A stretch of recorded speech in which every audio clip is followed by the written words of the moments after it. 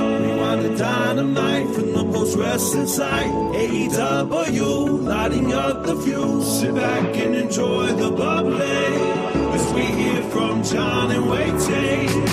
Where we're going, we don't need roads. And if the buck stops here, this thing might blow. Everything you hear are opinions of the show. And if you don't like it, go to the forums and let them know.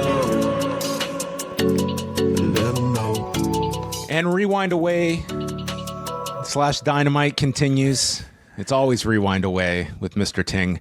And boy, if you're just joining us now for the Dynamite review, we just went through 40 minutes of news, an extensive rundown of the highlights of New Beginning in Osaka, starring Hirooki Goto and his 2 children, the New Japan Cup, Hiroshi Tanahashi's very ambitious match coming up in a couple of weeks, and his new beginning in Osaka, as well as our discussion about Ricky Starks debuting in NXT on Tuesday night. And was there a graphic designed that said Rita Chatterton is all elite? Apparently, oh my gosh, she was all elite for a year, and none of us knew about it until Rita Chatterton disclosed this fact. All that can be heard on the XL edition of Rewind to Dynamite, which all members at all levels of the Post Wrestling Cafe receive, as well as your Q&A session that we will be doing at the end of the show. But to everybody that is tuned in, I know they have one thought on their mind. We love the cafe, but we live for the forum. Wai, what's going on with our forum? This house that just got fumigated and have been told that we cannot re-enter the home. What has happened to the forum? We were infected by something. Some bug has unfortunately destroyed the forum as we know it. But we have worked. Postmaster Robert Brocky. I've done nothing. I want to make that very clear. I've pretty much done nothing too. But Postmaster Robert Brocky has worked tirelessly to rebuild, reclaim, rebuild, whatever the rest of that t-shirt says, and he has now reopened forum.postwrestling.com. We are starting completely fresh, completely new. So if you've had an account in the past, we invite you to go back and create a new account.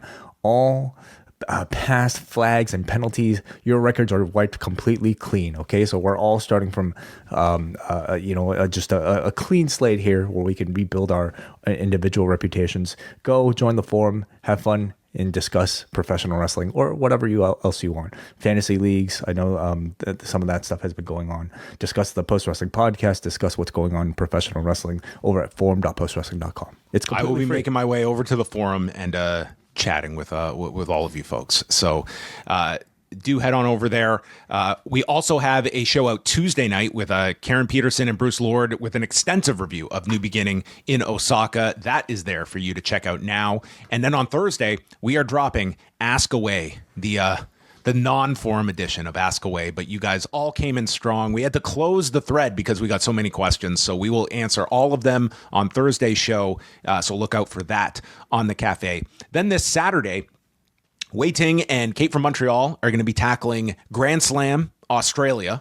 That's going to be late Saturday night. So Sunday morning, you will have that show in your feeds on the cafe. And then later in the day on Sunday, Braden and Davey will be doing a Vengeance Day show. So look out for that Sunday at around 4 p.m. Eastern time. They will be doing that show. And the final thing I want to promote is for all members at Post Wrestling Cafe next Tuesday, I'm doing a very special show with Braden Harrington and Jordan Goodman, where we are going to not only be reviewing the special SNL 50th anniversary show this Sunday night, we are also going to be doing a mini retrospective on the 50 years of Saturday Night Live. We're going to be naming our top 5 players in SNL history, top 5 hosts, top 5 sketches, and again, looking at the 3-hour show that's happening on Sunday night. So that will be dropping on Tuesday. All members at postwrestlingcafe.com. So jump on board. $6 gets you 30 days access, and then just stay on board for life, and you will be getting shows such as this and XL editions of Rewind to Raw, Rewind to Dynamite, and Rewind to SmackDown, which go live minutes after all of those shows each week. Don't forget the return of MCU later. Well, they've actually been returning. They've been talking about Your Friendly Neighborhood Spider-Man, which has been getting some really great reviews, but they will also be back next week to talk about Captain America, Brave New World. So you get all of that in your Post Wrestling Cafe subscription as well. Tonight we had a rare taped edition of Dynamite, which was done on Tuesday night as they are headed over to Australia. And so this took place at the HEB Center in Austin, Texas. And man, they had a great crowd on Saturday for Collision in Houston. And this crowd was even better. I thought this was one of the best atmospheres for an AEW TV show, and I don't know how long they were. This crowd was hot for the whole 2 hours. We sometimes talk about, there was dips here or there. This was just an awesome crowd, and and sometimes when you are trying to like look for signs of some like crowd sweetening, it's like this was also like a very like vocal crowd that you could see how lively they were for a lot of this. I just thought this show felt so. I really just enjoyed this 2 hours of Dynamite. Like everyone just felt popular. It felt like a hot promotion tonight.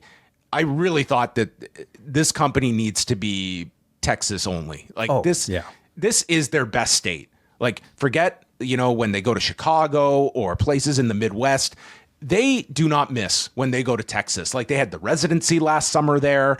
The big test is they're of course doing the big all-in show there in the summer. But man, these crowds in Texas and these like 4,000 or 5,000 seat buildings, like these are great venues for them to be running. Like this was under 3,000 people according to WrestleTix, but man, like you would not be watching this show and having any negative on the environment, the crowd heat, the size, none of it. It just was a huge assist, and it makes such a difference. Saturday was similar, under 3,000, and it sounded like it was great, like 10,000. Honestly, yeah, it's worked out really well for them. I'm hoping, like, where are they next week? Are they still in? They're in Phoenix next week. Okay, well, I hope these sort of reactions are contagious. Especially like if they are continuing to run smaller places. It adds so much to the atmosphere, and I think the overall feeling and success of every single angle on the show. First, we got shots of the various performers on the show, just shots of them warming up in the back. Max Caster comes out, cuts a promo about running Anthony Bowens and Billy Gunn out of the company. So who can survive the best wrestler alive? Hangman Page answers the challenge, chasing Max Caster on the floor and then getting him into the ring. And it was a quick squash, buckshot lariat in a minute 15. So Max Caster 0-2 in his open challenges, and Page just puts on his jacket, takes off, but there will be a lot more Hangman Page throughout the night. Again, like what really just kind of stood out to me was the incredible atmosphere for all of it. Just a great way to showcase this sort of strong, silent Hangman character, which I guess in many ways does feel like a main character in AEW right now. He did on this show. Like he was presented as like the big, like, I'm not even gonna say like emerging babyface star, but more reaffirming himself in that babyface setting. Highlights of Ricochet and Swerve from last week. Ricochet compares himself to the Eagles. He's a winner. And Swerve's response was calling for an eye for an eye. And Nana cuts him off, saying, "You always make it personal. We need to focus on Moxley and the title." And Swerve says the last time he walked away from something regarding Hangman Page, "I lost everything." So there was the threat that Ricochet could like blow up his car or something. Can't walk away from worse. This. Yeah. I guess after losing your home, what more do you have to lose? Yeah, that was his childhood home. What about his current home? Oh, you better keep those addresses private. Yeah. Dude, the amount of times I've gone back to your idea of the scissors and the rope is just like, there'd be so much anger for that. But I was like, oh my God, it would just be like so just awful. Next level. Claudio Castagnoli, Pac, and Wheeler Yuta against the Undisputed Kingdom for the trios titles. This match was incredible. It got 17 minutes of TV time, but that did include a commercial break in here. They brawl on the floor, and this was nonstop for the time that they had. Roderick Strong and Pac were just going at a crazy intensity. They triple team Pac, then the Death Riders get the advantage onto Strong, and they build up this hot tag to Adam Cole. This was like the biggest pop Adam Cole has gotten in months. It went insane when he got tagged. They're triple teaming Pac. Claudio's in. There's a dive by Yuta, and he lands on Strong's knees. So then the babyfaces attack with the high-low. Crowd is just super hot. Kyle ends up with an ankle lock to Yuta, and Claudio grabs a chair, and Rick Knox, who's been starting to enforce rules of late, that's his new gimmick, quite foreign for an AEW referee, stops the chair, and then Cole and Strong super kick Claudio out, but as Knox turns his back to get rid of the chair, Yuta low blows Kyle, and Yuta pins him in 17 minutes and 15 seconds, but a really hot trios match, and the Death Riders retain. Really, really excellent match. They managed to lift like an already really hot crowd to an even higher level. Like, this to me almost felt like the type of match that you would expect much later. Like, and I believe like on Saturday, I expected this to result in some sort of shenanigans so that they might be able to build to like a further match down the line. And I guess like it wasn't necessarily a clean finish, so you can still do that. But I almost felt like this would be sort of the end, one of the end destinations of, you know, this sort of trios division. But they're moving on, at least for now. You know, it's not to say they can't go back to it. And as they attacked the Undisputed Kingdom after the match, Daniel Garcia, Menard, and Cool Hand Ange ran down. The Death Riders retreated, and Garcia helped Adam Cole up. So probably going to get some involvement, too, with like some TNT title match coming out of this at some point down the road, too. Moxley and Shafir are backstage when Cope attacks them with a chair. They lock Shafir in a room, and they take bolt cutters to cut the handcuff from Shafir to the briefcase, and they run off with the briefcase. They stole the briefcase, yeah. They locked... well, Roderick Strong was busy in that last match, but they did lock the man's wife inside this room. I guess he's kind of keeping... He's not involved in any of this stuff. It's you know, what she's doing in her own business, and is her own business. Yeah. But, for all of our focus on the Moxley Renee dynamic in this AEW world, I don't think we focus enough on Roderick Strong and Marina Shafir, as Roderick Strong is like fighting to the death here with the Death Riders in the previous segment here. He needs to do his own like up close interview with Marina Shafir, where like Marina. Where like he could describe like, hey, like she's been brainwashed by this whole thing, and like, you know, she hasn't been around to like cook lunch for the kids, or like put the kids to sleep or anything like that. So that's its own side story. Well, Renee is with MJF, who states Texas is not a real state and Dustin is not a real man. He prayed to the devil, and the paint on his mangled face is going to hide his is going to hide this man. Page enters, tells him to get out. It's my interview time. And MJF says he smells like Jack Daniels. This isn't you. You don't have the stomach for it. You question every decision you make, and you're a joke. The punchline is these schmucks believe in you. And I'm going to beat Dustin Rhodes and move one step closer to something you've been unable to do, becoming a 2-time AEW champion. I thought a great promo from MJF here. You know, this was MJF among his most serious and thoughtful and villainous. And I think it's a reminder that, like, man, like, still within this guy, despite I think the negative reviews for a lot of what he's done lately, still within him is potentially the best talker, at least as a heel, you know, in this business. And I'm liking the direction that they're taking this Hangman story. You know, it's MJF calling Page's sort of like killer persona into doubt. Like, you know, you don't have the stomach for this. I've seen you second guess yourself, you know? So I'm curious to see how Page answers that, especially while retaining his babyface status. So this is our main program. Like, it's not Jared, it's not Dustin, it's not Daniels. Those things are like TV, you know, programs. But our big main program for these two is something that's serious and I think very, you know, potentially strong in tone. Yeah, the seniors division has done a lot for MJF. They're good supporting cast. Well, I guess arguable in certain cases. Tonight was great. Yes, we will get to that in a moment. But first, it's Samoa Joe, Hook, and Katsuyori Shibata. The Ops. The Ops, yeah. The Ops. You like it? I'm not opposed to it, but it will have to grow on me a little bit. They were taking on John Cruz. I feel like once a wrestling stable is named after like a term, it's no longer cool, and I don't think it'll really be said much. Like it's the beginning of the end for Ops. Yeah, as a cool phrase. It's certainly not a chantable team name. The ups. Yeah. Yeah, we'll see. They were taking on John Cruz, Rosario Grillo, and Aaron Solo. Hook T-Bone Solo. And then Joe just no-sells Cruz's attack, chops him once, and hits a muscle buster in a minute 43. We should say that, there are times that Collision certainly runs up the match total. I would imagine off the top of my head, this is probably the most matches that a Dynamite has ever had.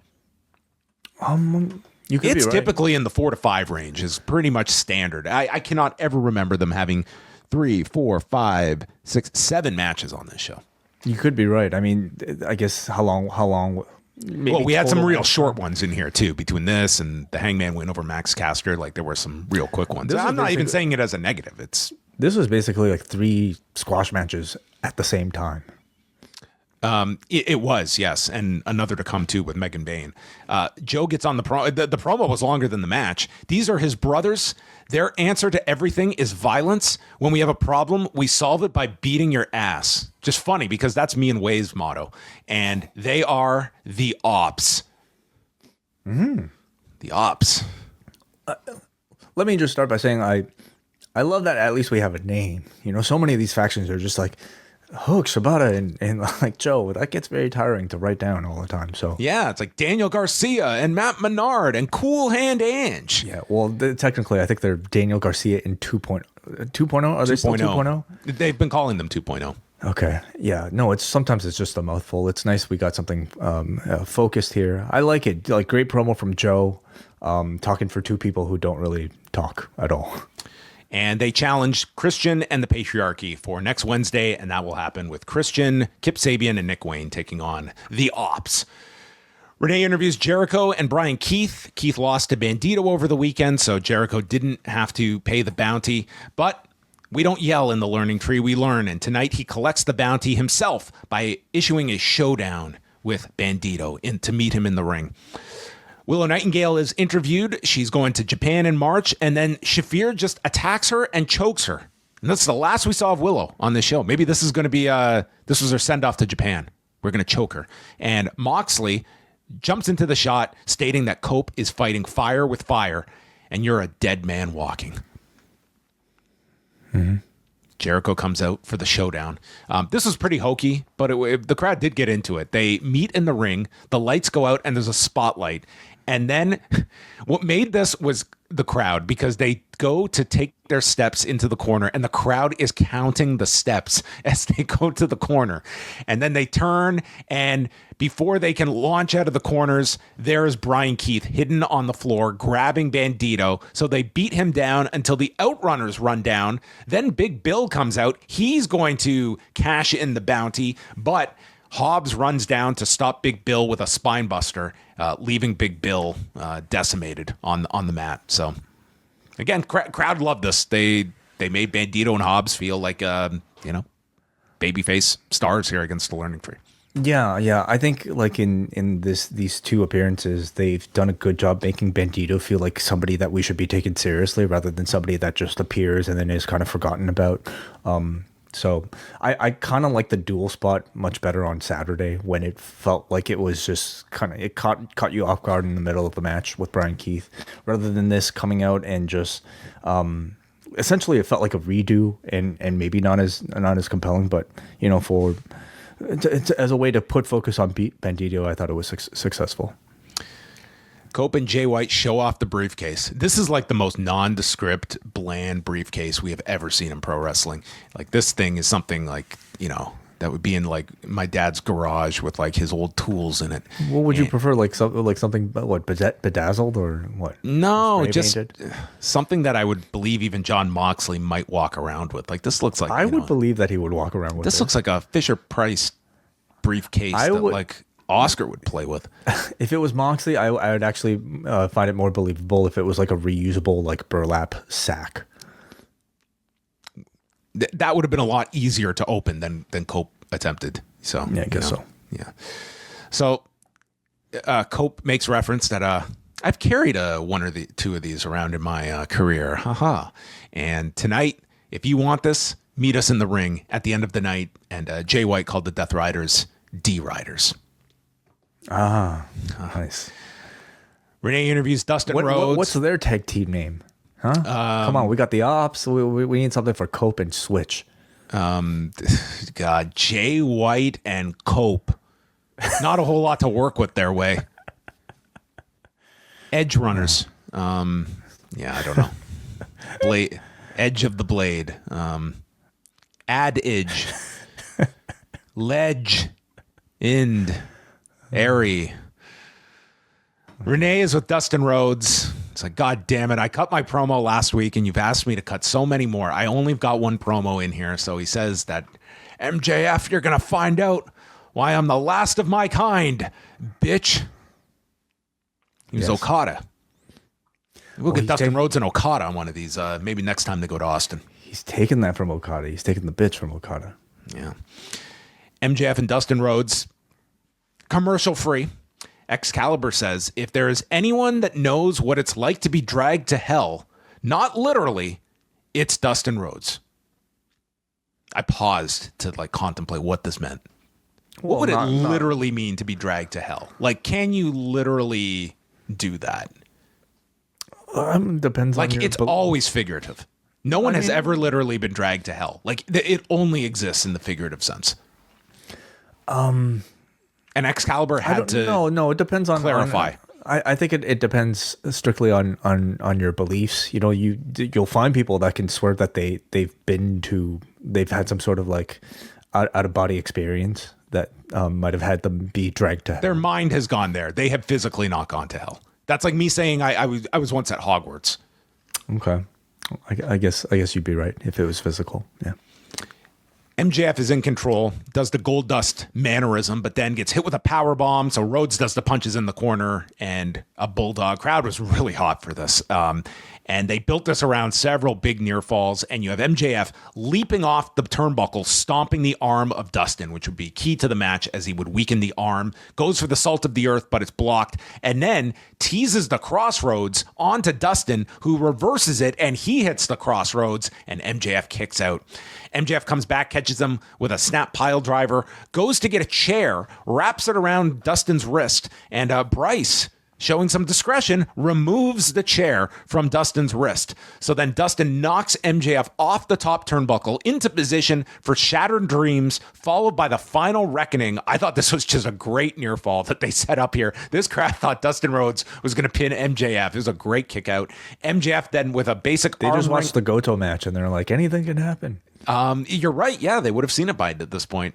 MJF does the arm wringer and hits the final reckoning, and Dustin kicks out of that. And right as he kicks out into the salt of the earth, he's fighting for the rope, but then MJF pulls him away into a crossface, and rather than tap, Dustin goes out at 11 minutes and 15 seconds. A great match that these two had. Dustin, man, it's it would be a mistake to be throwing this guy out every other week. But it's hey, we need you several times a year. And this guy just brings it, man. And he was they maximized everything in this match. They got such great reactions for these near falls. And I just thought both of them were excellent.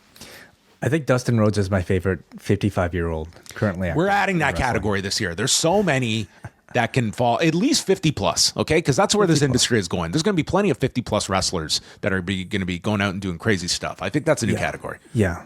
Now, there are a lot of actually very good 50 plus wrestlers. That's why it's a category. We can have a debate. How old is Adam Copeland? 50, right? Oh, he's I'll double check. He's over 50. Okay, anyway, maybe my favorite mid-50s wrestler might be Dustin Rhodes. He's just I think still very physically capable, maybe now more so than some of his prime years, in fact. And I think just even though for many people your sort of your body degrades over time, your promo ability if you're still kind of in practice continues to get really good.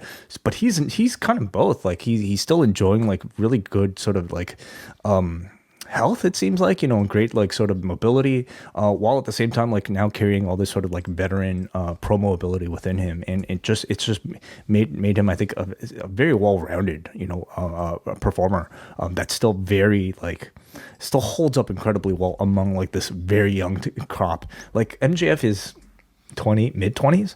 Mm-hmm. He's like half his age. Oh yeah, more than half his age, less than half his age, whatever. Anyway, so the fact that they were able to have this guy was born when he was well into the Gold Dust run. It's incredible.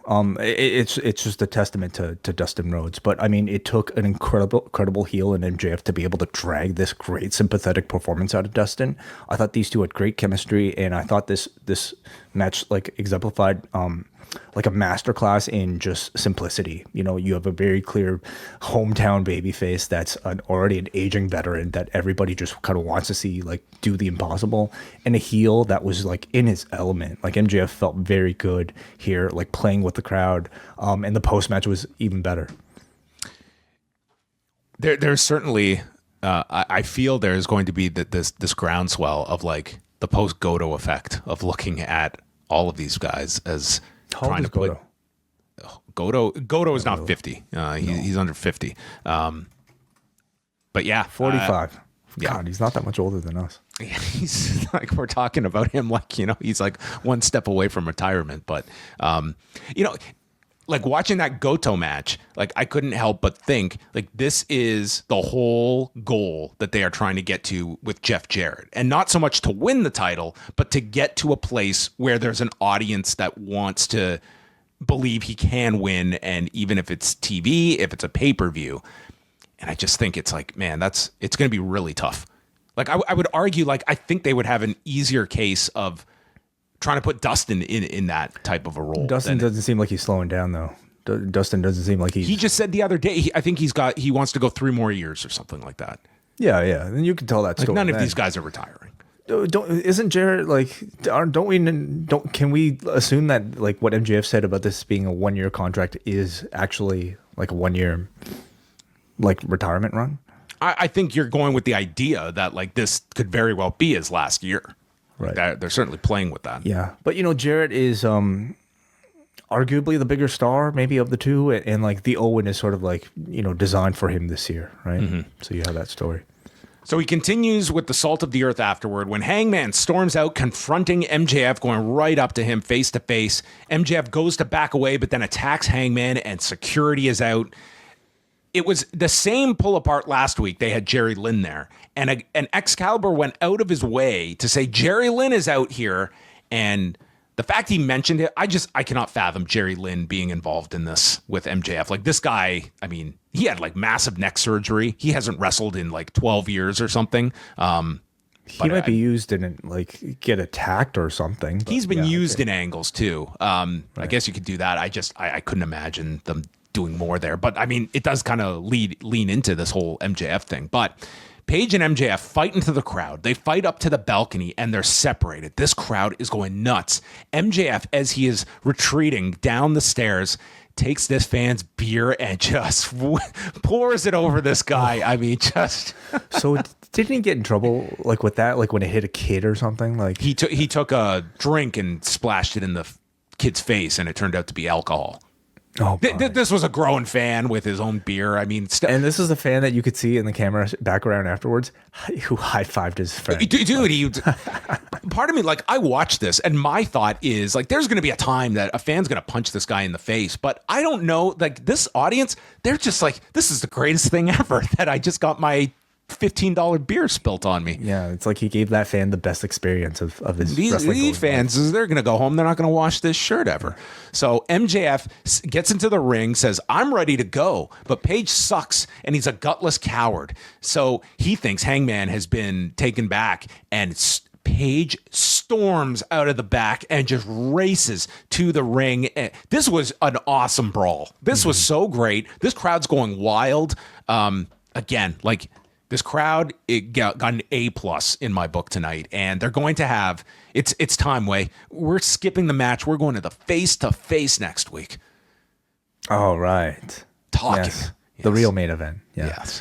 Hey man, if the face-to-face is, if this was any indication of what that face-to-face might be, I'm really in for it, because this feud has like it feels like it's actually in full swing this week, and it's presented already some great results that we've seen. This was the best 20 minutes of MJF in months. Mm-hmm. Agreed. Like pre Adam Cole. Like this was just it was a tremendous promo he had earlier. It was an awesome match, and the post match could not have gone better. And now you have this match that feels like this could be the number 2 match at Revolution. Like that's how hot this felt by the end. Yeah, and I think so much of that is just the dance partner that he's had. Now, first of all, Dustin, I think, was a great dance partner for MJF. Dustin was great. Dustin was great in this match. But Paige is also somebody who presents a very serious tone, and now having like somebody like that to play off of is going to bring MJF at his most serious and I think most heelish.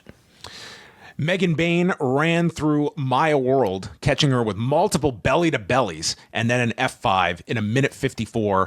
And, of course, she had laid out Thunder Rosa on Saturday. This time around, Chris Statlander is walking out for her match and crosses paths with Megan Bayne. So that would come into play after their match. And we go straight into Chris Statlander, Penelope Ford. That got about 9 minutes of TV time.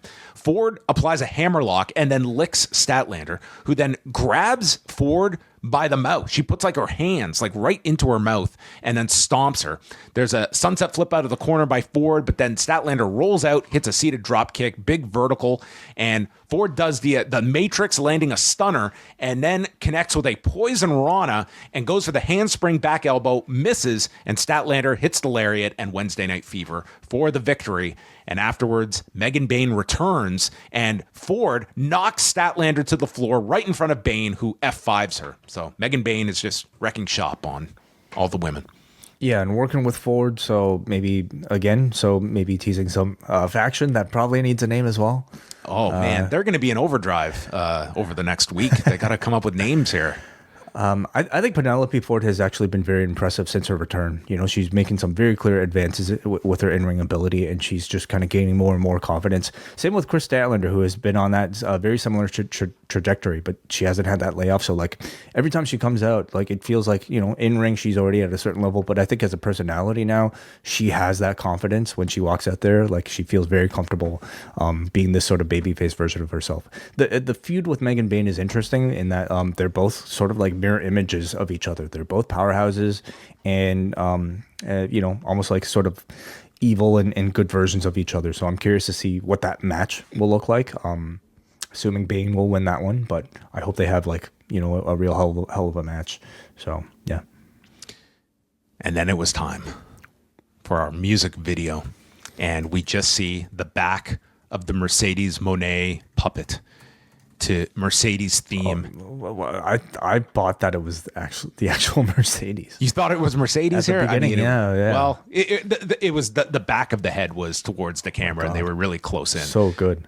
And so it's the puppet, and we cut to Harley Cameron, and she just does this incredible rap on Mercedes. And in my head, I'm just imagining, like, she introduced this puppet several weeks ago, and I imagine these are not the easiest things to manufacture, but just imagine the visual of Mercedes coming out and all these fans are just mocking her by utilizing this puppet that they could make a mint off of, and Mercedes is just livid at these puppets everywhere, like when Al Snow had Head.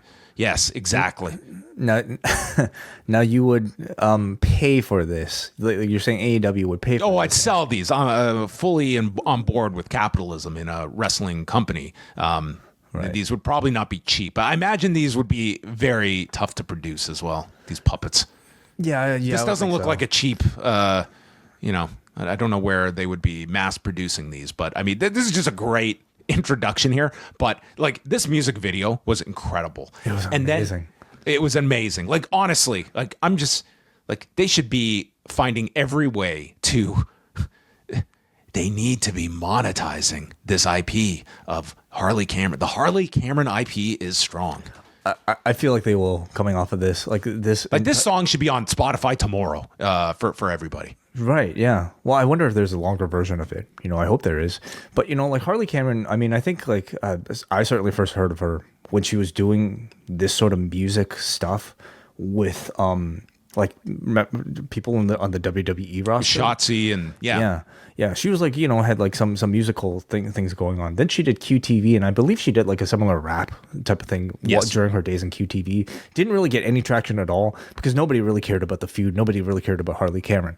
Now that we care about her, now that we really care about her, and we really care about this feud, for her to bring out this talent on the Mercedes Moné theme song was just like, it was amazing. It's like another one of those things, like, like being a ventriloquist or like speaking Chinese, that like we all kind of like feel like we all knew she did, or at least like she's shown glimpses of it, but we didn't care at all. Now that she's in a feud that we care about, all of this is now so much more impressive. So we go from this incredible music video to serious Harley Cameron, who calls Moné one of the greatest wrestlers alive. And there was a time that I didn't know how to wrestle. But there was also a time I didn't know how to sing. There was a time I didn't know ventriloquism. There was a time I didn't know how to speak Chinese. And thank you, Mercedes, for calling me a loser, because it inspired me to be better. And thanks to you, I'm going to win the TBS title in my home country. I don't want to ride the money train. I want to drive it. Feel the wrath. First of all, this 4 minutes was like, for any independent talent, this was like your audition tape that you should aspire to. This showed every range of Harley Cameron. And by the end, I'm not just hiring this woman. If I'm AEW, I'm signing her to whatever contract she wants. This is like one of the just greatest pieces of talent that they have come across, almost by accident. But she is just such a unique performer in a company that has a lot of them. And you got to see all of it on display here in like 3 minutes. Yeah. Well, listen, the key ingredient to all of that is her wrestling ability, and certainly her ability to tell a story as a professional wrestler. Like, again, she's shown that she has all these things, or she did show that she had all these things. But again, none of it almost really mattered until she was able to show that she was at least competent in ring and that she could carry a feud, which she has done. Now, this extra garnish, feels that much more special. But I agree with you. Like, this was like a great audition tape that I think ultimately maybe her best talent isn't necessarily her, like, any singular thing. What she's shown is that she, as she mentioned, is a very quick learner, somebody who could pick things up if she dedicates herself and pick things up quickly. Wrestling being one of those things, So if she continues to advance at this rate as a professional wrestler, like, you could only imagine how far she'll go. So you see this and you're like, man, like, if you're like NIL or whatever, if you're a talent scout, okay, like if you're Rita Chatterton talent scouting, you'd probably vouch for this talent for many years to come. I just hope that we get Grand Slam Macau and she can demonstrate her Chinese for everybody. I didn't know she spoke Chinese until this promo. She did it like as part of like a backstage segment. Now, I'd like to hear her speak a bit more at length, but she certainly speaks more Mandarin than I do. So yeah. Well, I mean, there you have it. So you will be our Chris Charlton if such a program presents itself. Bobby Lashley and Shelton Benjamin against the Guns for the AEW tag titles. The Hurt Syndicate were like almost the most over baby faces on this whole show. This is going to be a really tough go of it for their babyface opposition. But the crowd was going back and forth. Like, once they were solid into the Hurt Syndicate, but then we got into Guns Up, Hurt People, back and forth. And it did create a cool atmosphere for the match. This was, I mean, the furthest thing from the Hurt Syndicate against Private Party, where it just felt like, it was Private Party's funeral. Lashley sends Austin crashing onto the ledge, and then Shelton dumps him into the crowd. Hurt Syndicate are beating on Austin, and Lashley finally runs his shoulder into the post, and Austin leapfrogs Shelton, tagging Colton. And Colton goes for his O'Connor roll, and it's turned into an ankle lock by Shelton. Austin stops that and hits a famouser onto Shelton, and they set up for the 310 to Yuma, but Shelton runs over Austin and starts hitting German suplexes, and it comes down to Lashley slamming Colton, taking him out, and then it's the step-up knee followed by a Lashley spear, pinning Benjamin pinning Austin in 11 minutes and 10 seconds and retaining the tag titles. I didn't think this was as diminishing as I thought this was going to be for the Guns, but I mean, it is very clear. Like, Lashley and Benjamin are kind of like your modern Road Warriors in this sense, and like, they are super over to this crowd because they dominate their matches, and that's kind of the thing. And it'll be tricky for babyfaces to be in the spot, but I do like where they're going here because Lance Archer and Brian Cage were the next ones out, and they make a lot of sense to be kind of their opposition for the next big title defense. Having a strong Road Warriors type of team is better for your division as a whole than having parity across, like several teams and having a lot of strong guys. There are strong contenders, but it's not really the Gun's time. That said, though, I was actually quite impressed with them here. I thought, considering how beloved the Hurt Syndicate were, like there was a lot of support for the Guns too, and I thought that they looked great actually working this sort of pace. Lashley and Shelton had, like, in a very short amount of time, have already found what makes them very special as a tag team. Like, just with the Bucks coming back, like that's a big match. Like you're in the position now where you can make big matches with the Hurt Syndicate. Backstage, we go to Mariah May, who says that Toni Storm should have died last August, but you never knew how to write an ending. She says, I always did it better than you, and Storm is nothing without her, and you don't exist without me. I love you, Toni, because this is going to be a mercy killing. And with that, they performed a mercy killing on this segment, because boom, we just cut to break out of like mid-sentence here. Yeah, I feel like I might have been expecting a little bit more for what maybe a lot of us are expecting to be the main event at Grand Slam, on this edition of Dynamite. Like, we essentially got our go-home angle on Saturday, which was like fine, which was very good, but I would have expected maybe just slightly more, for the more watch show. Like, on this show, it was all about the Brisbane Brawl. Like, there was barely a mention of Okada Matthews beyond like the graphic and Omega and Ospreay. Yeah. That was like, again, all of tonight was focused on the Brisbane Brawl. Like, that was kind of the focus for it. I mean, they showed the match graphics, but yeah, there was, and no Omega, no Ospreay on this show either.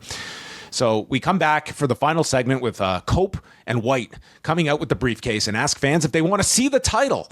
And Cope bringing back an old favorite, Spike. Spike is back, and not Matt Hyson, and threatens to smash open the briefcase. So this case is still locked.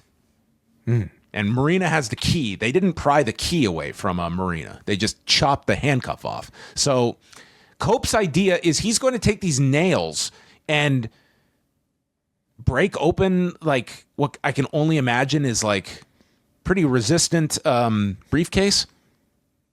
Yeah. Mm-hmm. Okay. Well, that's it's an idea.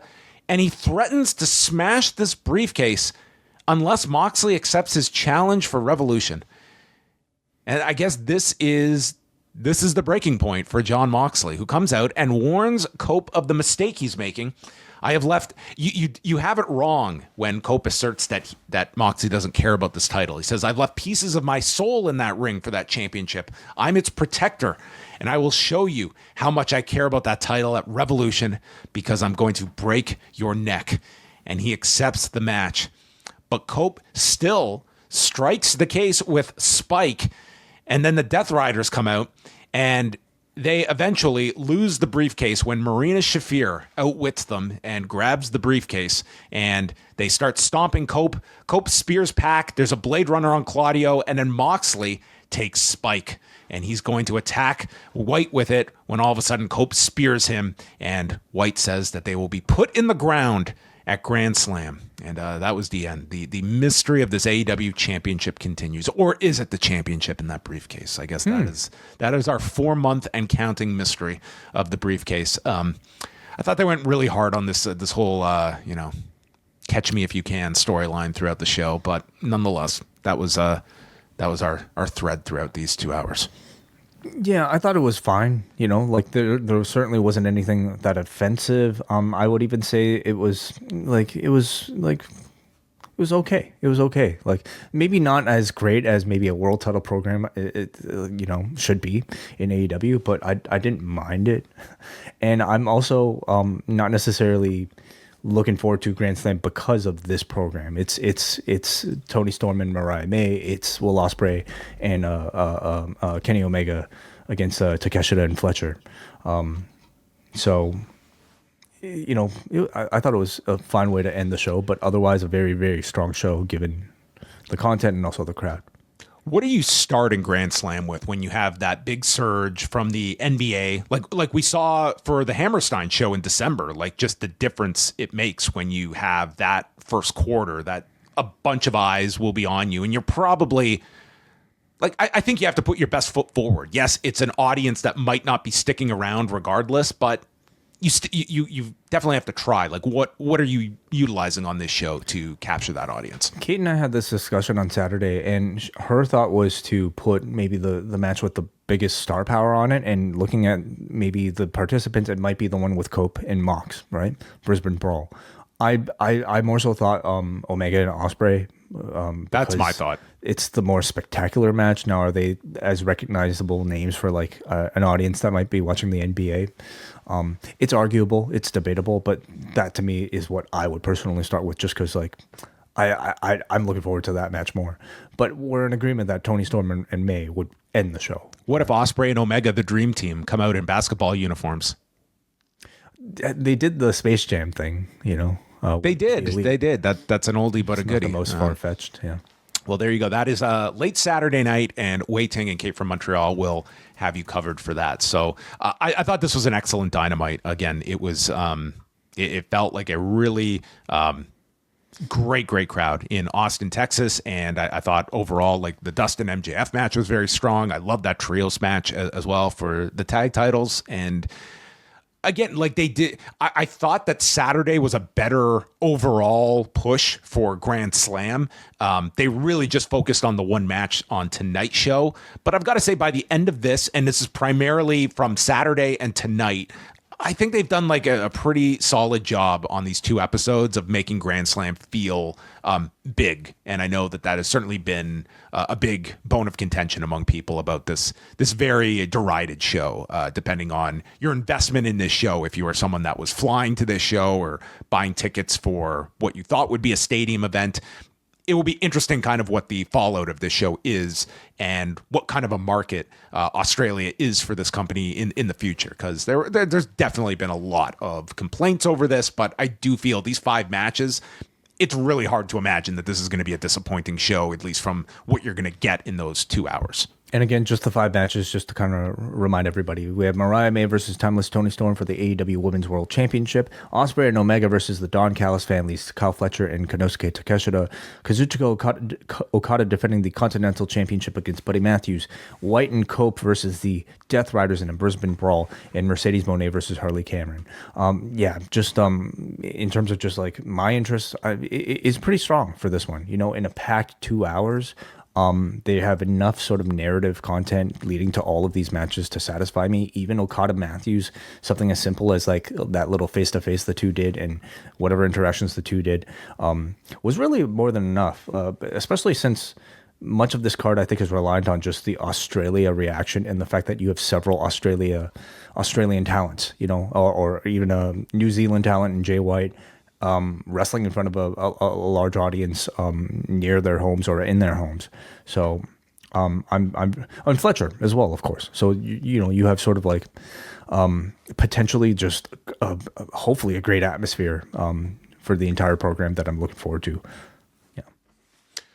All right, there you go. Those were all of our thoughts on AEW Dynamite, and we will now move on to the next portion of the show that Wade directs. I just laughed because somebody in the live chat, Derek, shouted at him. Team name, the Great White Cope. Oh, done. Ding, yes. Ding, ding. We have a winner, everybody. There you have it. Derek did not let us down at all. Do we have feedback to get to, Wade? Yes, we do. Yeah. Okay. Well, we're going to sign off for the freeloaders. If not, it'll just be me and John talking. Yeah, if not, we're just going to talk shit. So goodbye, everyone. If you want to catch Rewind to SmackDown, we will be live Friday night at 10 Eastern. Jump on board. Everyone cool is doing it. They watch live and they get the XL edition of the show. So that is it for us.